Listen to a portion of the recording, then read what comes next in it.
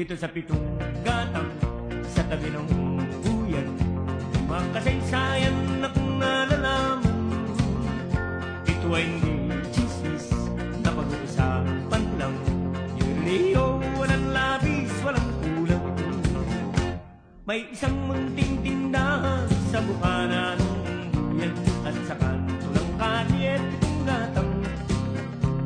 Dito ay nag-uumpukan ang ilang pilyong istambay na walang hanap buhay kundi ganyan.